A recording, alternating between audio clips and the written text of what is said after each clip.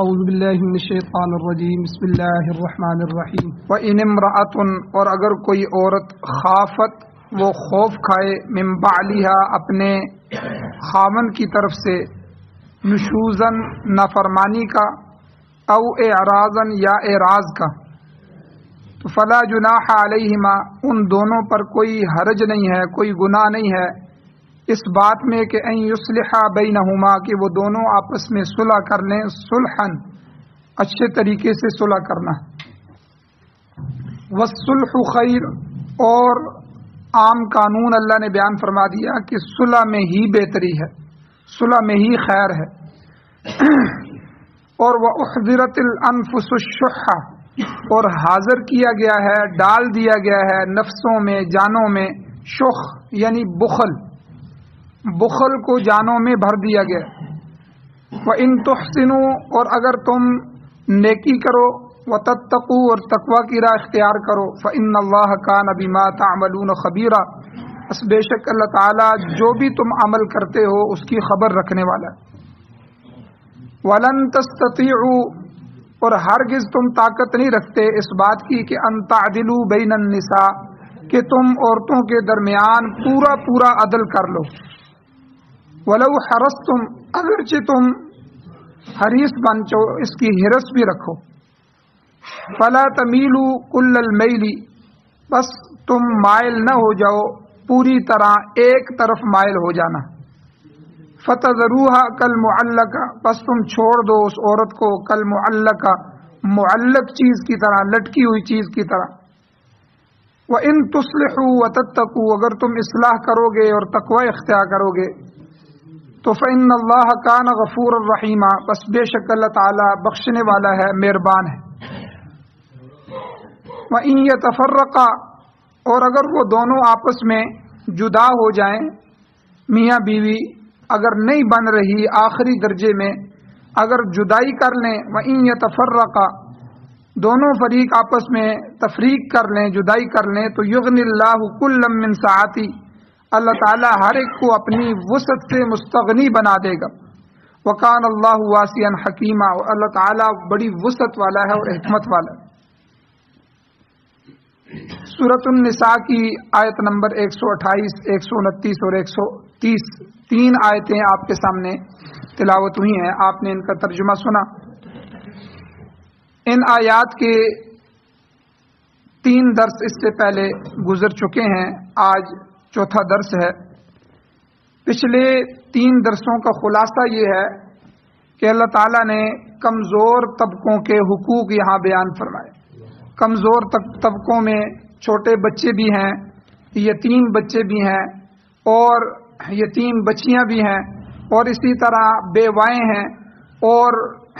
اسی طرح عورتیں ہیں تو یہ سارے کمزور طبقے ہیں اور ان کے علاوہ بھی جتنے کمزور طبقے ہیں کسی کا نوکر ہے غلام ہے خادم ہے اور اسی طرح جو بھی کسی کا محکوم ہے تو یہ سارے کے سارے طبقات کمزور ہیں تو اللہ تعالیٰ نے عمومی طور پر بھی ان کے حقوق جو ہے وہ یہاں بیان فرمائے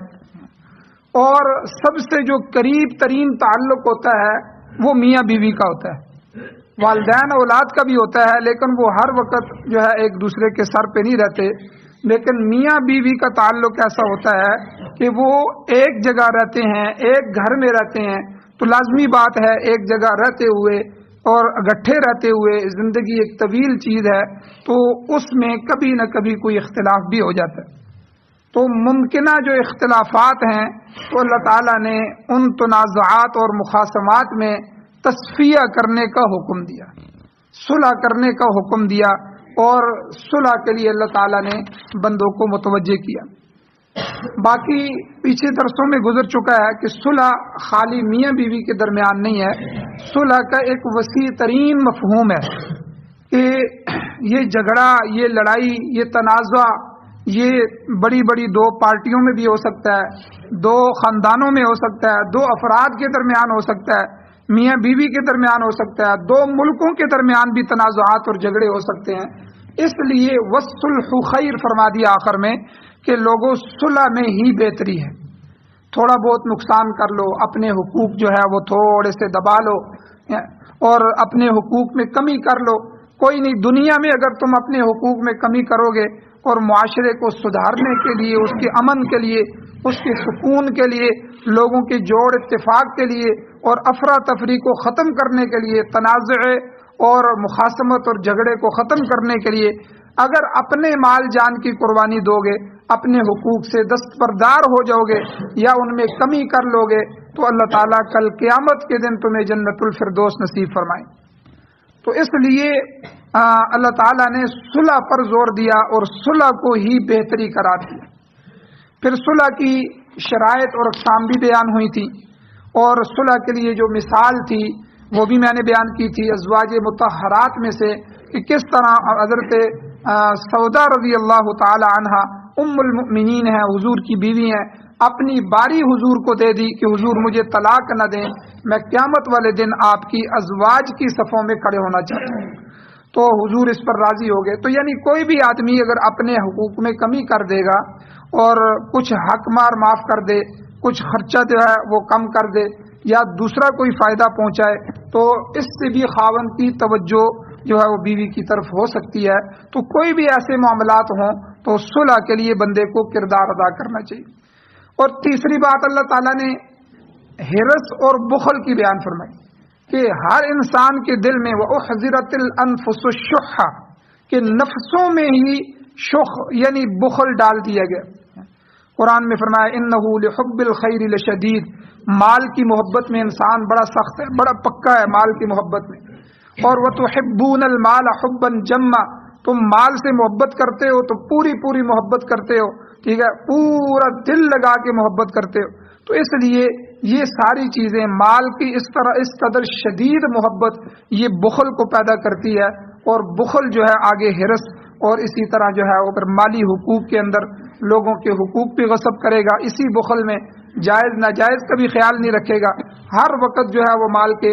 جمع کرنے کا شوق ہی رہے گا. اس لیے اللہ تعالیٰ نے اس بخل کو بھی ختم کرنے کا حکم دیا کہ اگر ضرورت پڑے تو مالی قربانی بھی دے دو، بخیل نہ بنو، ٹھیک ہے. تو تھوڑی سی مالی قربانی دینے سے معاملات حل ہو جائیں. اور اسی طرح اب آخری درس کا جو حصہ ہے اس میں اللہ تعالیٰ نے نیکی اور تقوی کا حکم دیا. فرمایا کہ اگر کچھ لے دے کے صلح کی صورت پیدا ہو جائے تو یہ بھی درست ہے، تاکہ زندگی کے دن جو ہیں خوش اسلوبی سے گزر جائیں. اصل انسان کی زندگی میں امن ہے، سکون ہے، اور اس امن اور سکون کے لیے انسان جو ہے وہ سب کچھ کرتا ہے. اگر کہیں تنازع، کہیں جھگڑا ہو جائے تو آدمی کچھ لے دے کے معاملات کو حل کر دے، تاکہ آئندہ جو ہے وہ قتل و غارت نہ ہو، جھگڑا نہ ہو. تو اکثر ہمارے جو کئی جرگے ہوتے ہیں، کئی خاص کر کے پختونوں کے جرگے ہوتے ہیں، ان میں کوئی معاملہ ہوتا ہے تو بڑی بڑی رقمیں ایک دوسرے پہ ڈال دیتے ہیں تاکہ جو ہے یہ لوگ اس سے باز رہیں. تو یہ بھی معاملات ہوتے ہیں کہ تاکہ کسی طرح اگلی زندگی خوش اسلوبی سے گزرے، افراتفری نہ رہے، یہ ان کے بارے میں حسد اور بغض کی وجہ سے لڑائی جھگڑے کی طرف نہ سوچ رہے ہوں اور وہ ان کے بارے میں نہ سوچیں، اور ٹکراؤ پیدا نہ ہو. جب ٹکراؤ ہوتا ہے تو خاندان کے خاندان آپس میں ٹکرا جاتے ہیں، پھر جو ہے وہ قتل و غارت ہوتی ہے اور ڈھیروں کے ڈھیر لگ جاتے ہیں، دونوں طرف سے جوان مارے جاتے ہیں. تو اس لیے اللہ تعالیٰ نے فرمایا وَإِن تُحْسِنُوا وَتَتَّقُوا، اگر تم نیکی کرو اور تقوی کی راہ اختیار کرو، کسی قسم کی زیادتی نہ کرو. تو یہاں گویا کہ میاں بیوی کے حقوق کے درمیان اللہ تعالیٰ نے پھر تقوی کا حکم دیا. بڑا عجیب نقطہ علماء نے لکھا ہے کہ یہ جو نکاح کا خطبہ پڑھا جاتا ہے، آپ دیکھیں نکاح کے خطبے میں جو 3 آیتیں پڑھی جاتی ہیں اور حدیث پڑھی جاتی ہے، تو یہ ساری کی ساری ان آیتوں میں تقوی بیان ہو رہا ہے. حالانکہ قرآن مجید میں نکاح کے متعلق بھی آیات موجود ہیں، تو نکاح کا موقع ہے تو نکاح کی آیات پڑھنی چاہیے. لیکن حضور علیہ الصلوۃ والسلام نے نکاح کے خطبے میں جو آیات پڑھی ہیں وہ ساری کی ساری آیتیں آپ دیکھیں، وہ یا ایھا الذین آمنوا اتقوا اللہ حق تقاتہ ولا تموتن الا وانتم مسلمون. پہلی آیت، اے ایمان والو تقوی ایسا اختیار کرو حق تقاتہ، جیسا کہ اس اللہ سے ڈرنے کا حق ہے، خالی منہ سے نہیں، خالی تھوڑا بہت تقوی نہیں، یعنی انتہائی درجے کا متقی بن جاؤ. اور دوسرا یا ایھا الناس اتقوا ربکم الذی خلقکم من نفس واحدۃ وخلق منها زوجها، آخر میں پھر واتقوا اللہ، تقوی کا حکم دیا۔ پھر یا ایھا الذین آمنوا اتقوا اللہ وقولوا قولا سدیدا، اے ایمان والو تقوی اختیار کرو اور سیدھی سیدھی بات کہو، درست بات کرو۔ تو یہ کیوں کہا؟ تو علماء نے یہی لکھا ہے کہ یہ جو جوڑا اب بن رہا ہے، جو ایک لمحے پہلے ایک دوسرے کے لیے اجنبی تھے، اجنبی خاندان تھے، اجنبی لوگ تھے، اجنبی گھرانہ تھا، ابھی اس نکاح کے دو بولوں کے ساتھ یہ ایک دوسرے سے جڑ جائے،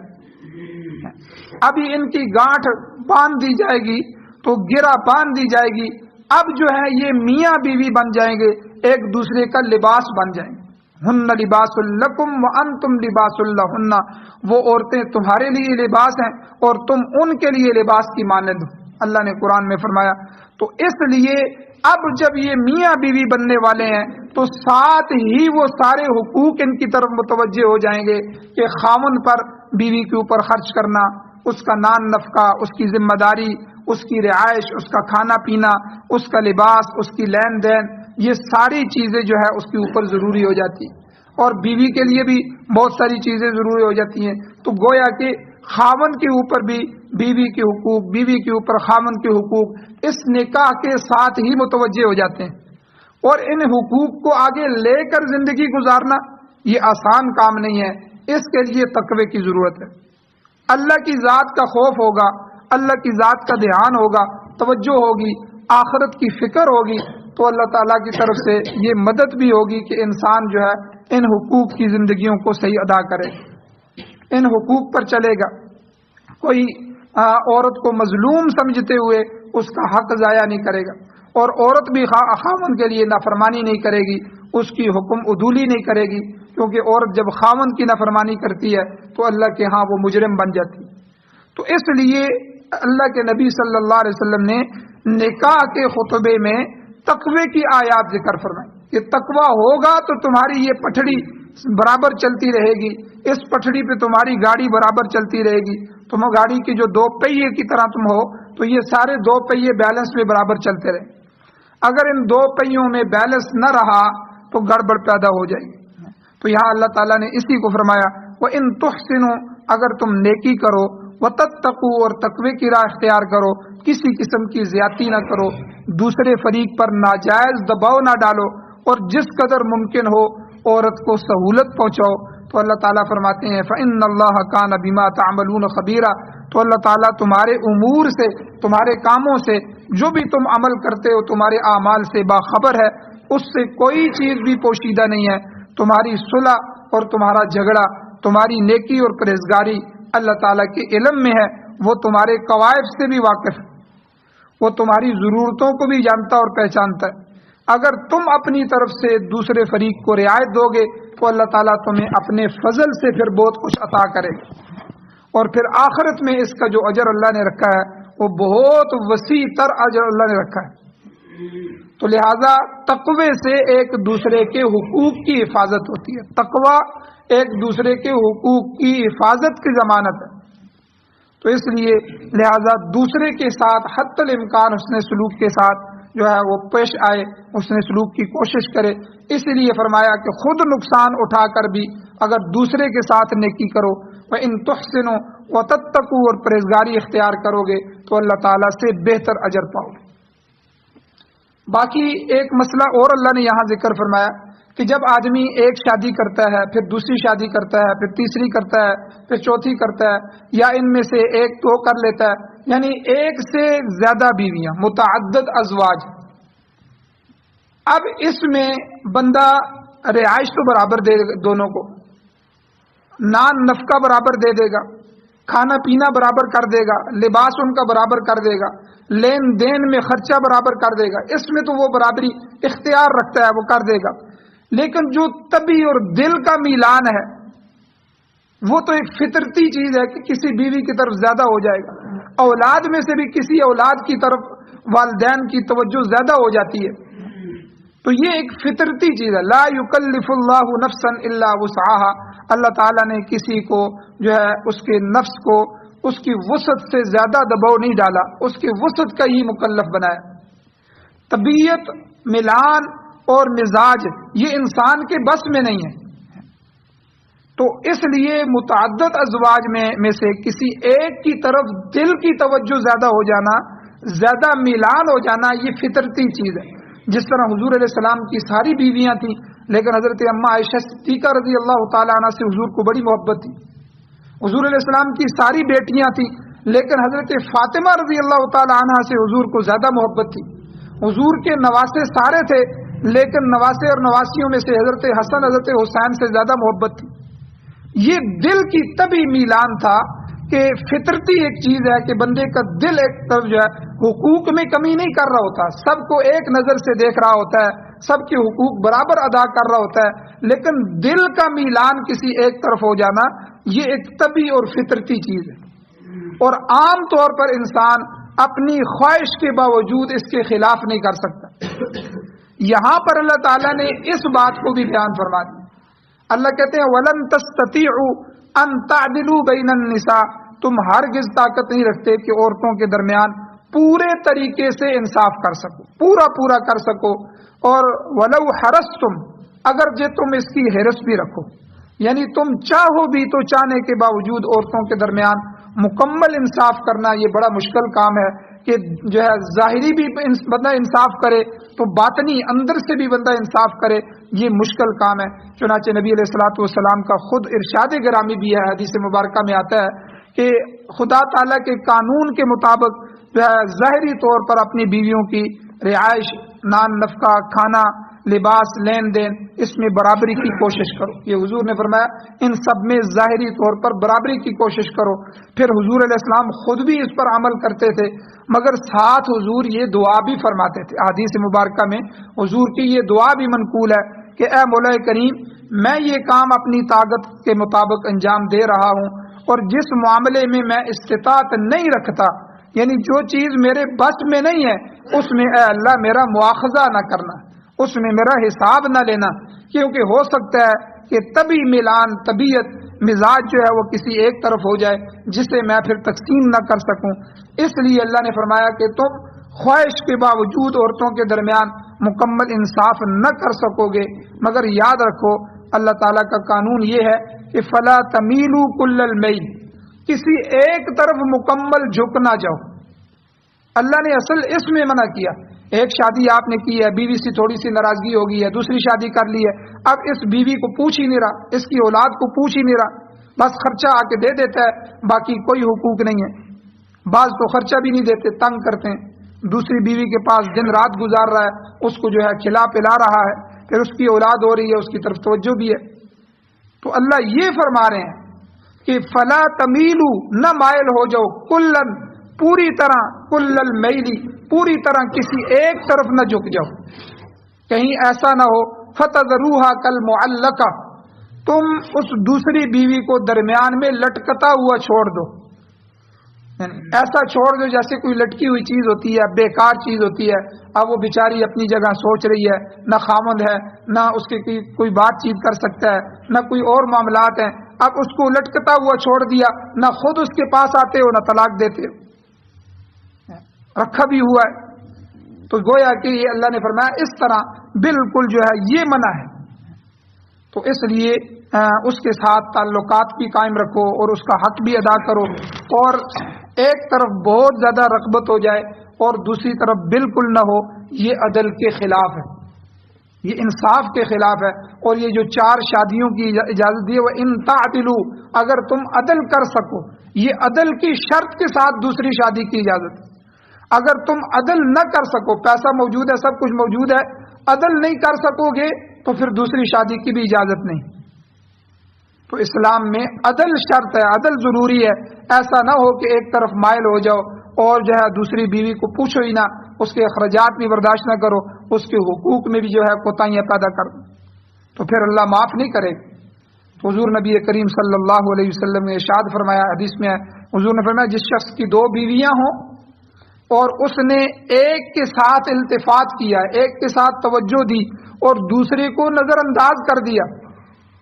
تو قیامت کے دن اللہ تعالیٰ کی بارگاہ میں یہ شخص اس حالت میں پیش ہوگا کہ اس کا آدھا جسم فالج زدہ ہوگا، آدھے جسم میں فالج ہوگا اور وہ گھسٹتا ہوا زمین میں گھسیٹتا ہوا اللہ کی عدالت میں پیش ہوگا. یہ حدیث مبارکہ میں آتا ہے. کیونکہ اس نے بیویوں کے درمیان انصاف نہیں رکھا. جب دنیا میں جو ہے وہ ایک طرف ہو گیا تو اللہ نے اس کی ایک طرف کو ضائع کر دیا. فالج میں ایک طرف فالج کا اٹیک ہوتا ہے تو بندے کی وہ ایک طرف بالکل جو ہے وہ بیکار ہو جاتی ہے. تو اس طرح ایسے فالج زدہ شخص کی طرح یہ آدمی جو دو بیویوں میں انصاف نہیں کرتا کل قیامت کے دن اللہ کے سامنے پیش ہوگا.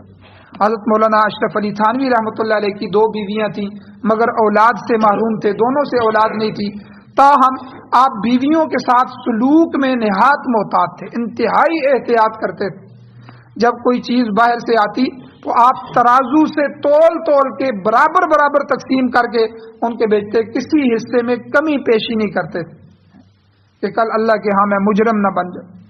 تو فرمایا عورتوں کے درمیان حتی الامکان عدل قائم کرنے کی کوشش کرو. وَإِن تُصْلِحُوا وَتَتَّقُوا, پھر آخر میں اللہ نے فرمایا اگر تم صلح کر لو اور تقوی کی راہ اختیار کرو, اپنے جھگڑوں کو ختم کر لو, آپس میں صحیح طریقے سے زندگی گزار سکتے ہو تو ایسا کر لو, تو فإن اللہ کان غفور الرحیم, تو بے شک اللہ تعالیٰ بخشنے والا ہے اور مہربان ہے. چھوٹی موٹی غلطیوں کو اللہ تعالیٰ معاف فرما دے گا. تم بہرحال اصلاح کی پوری کوشش کرو.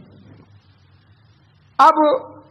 آخری اللہ تعالیٰ نے حکم بیان فرمایا کہ تم نے زور لگا دیا ایک دوسرے میں, مصالحت ہو جائے, صلح ہو جائے, تو صلح نہیں ہو پا رہی. صلح نہ ہونے کی صورت میں آخری صورت کیا ہے جی؟ علیحدگی کی صورت, طلاق کی صورت. کہ فرمایا مصالحت کے, صلح کے تمام راستے مسدود ہو جائیں, بند ہو جائیں. اکٹھے رہنے میں حدود اللہ کی خلاف ورزی کا احتمال ہو کہ اب اگر ہم اکٹھے رہے تو ایک دوسرے کے حق ضائع کریں. جب میاں بیوی اس نتیجے پہ پہنچ جائیں کہ بھئی اب ہمارے درمیان کوئی راستہ واسطہ نہیں ہے اور اگر اب ہم آگے اکٹھے چلے تو اب ہم ایک دوسرے کے حق ضائع کرنا شروع کر دیں, اللہ کے مجرم بننا شروع کر دیں. اس جگہ پہ آ کے آخری حکم کے طور پہ اللہ نے بیان فرمایا اب طلاق اور جدائی کا حکم اللہ نے اور اس کی بات بیان فرمائی. اللہ کہتے ہیں وَإِن يَتَفَرَّقَا, اگر میاں بیوی جدا ہو جائیں آخری صورت میں صلح ممکن ہی نہ ہو, طلاق کی نوبت آ جائے, تو شریعت محمدیہ میں یہ بھی جائز ہے. طلاق کو اس قدر انا کا مسئلہ نہیں بنانا چاہیے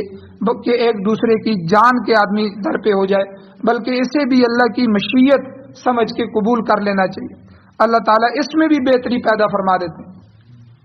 اللہ تعالیٰ کہتے ہیں وَإِن يَتَفَرَّقَا, اگر میاں بیوی جدا ہو جائیں تو یغنی اللہ کلا من سعتی, اللہ تعالیٰ فریقین کو اپنی وسعت سے, جو اللہ کے پاس وسعت کے خزانے ہیں, اللہ ان خزانوں سے ان کو مستغنی کر دے گا.